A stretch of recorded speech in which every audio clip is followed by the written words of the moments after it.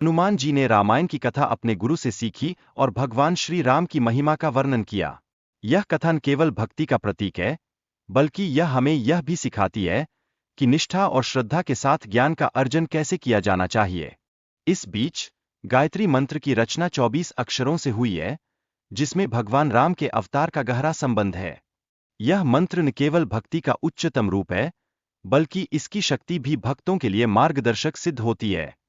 एक और महत्वपूर्ण कथा है रावण की बहन श्वेता की, जो राजा दशरथ के 4 पुत्रों की कहानी से जुड़ी हुई है।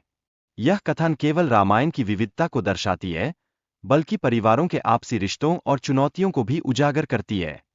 राजा दशरथ ने अपनी बेटी शांता को एक आदर्श पुत्र के रूप में पाला और अपने कर्तव्यों का पालन करना सीखा।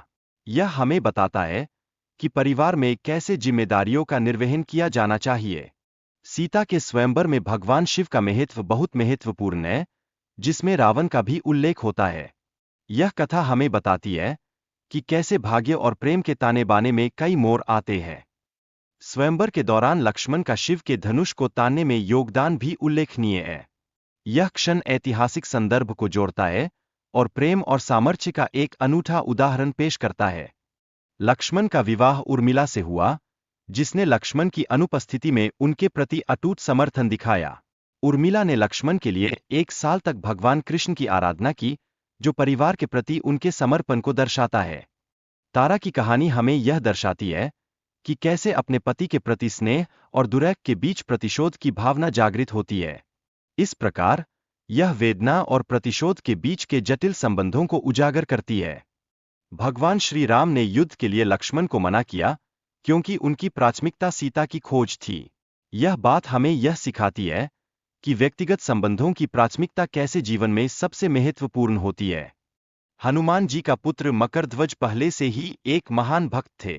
उन्होंने कैलाश पर्वत पर भगवान से मुलाकात की, जो हमारे लिए यह दर्शाता है कि भक्ति का मार्ग हमेशा स्पष्ट होता है।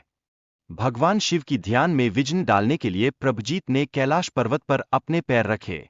इस घटना ने दर्शाया कि जब ध्यान को भंग किया जाता है, तब उसके पीछे की जिम्मेदारियों को कैसे समझा जा सकता है। रावण ने माता सीता का अपहरण किया, जिसके बाद भगवान राम ने रावण की सहायता से लंका पर आक्रमण किया। उन्होंने समुद्र पर पुल निर्माण के लिए भगवान शिव का आशीर्वाद लिया, जो हमें यह दिखाता है कि सहयोग और समर्थन का महत्व क्या होता है। कुंभकर्ण ने देवी सरस्वती से वरदान प्राप्त करने के लिए अपनी आराधना की।